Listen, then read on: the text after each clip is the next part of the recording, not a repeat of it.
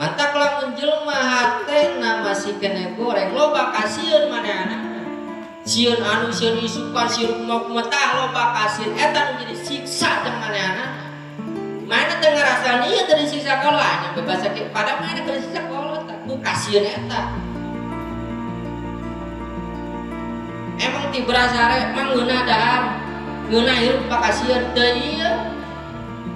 Kumaha tuh lamun urang supaya tong loba kasieun sing deketan kalau sing wau kalau lamun geus deket kalau nggak maksimal ibadah kalau fokus ke urang teh kalau dileungitkeun hiji kasieun nu asal kasieun teh kulit ngit sieun urang nu asalna urang sieun teh boga beas teh sieun enak bala mah urang sieun anu teu bala mah sieun dina ku batur teh sieun mangar kaena mah teh sieun dileungitkeun sakabeh kasieunna lamun leungit sakabeh kasieunna maka geus meana mah tentram hirup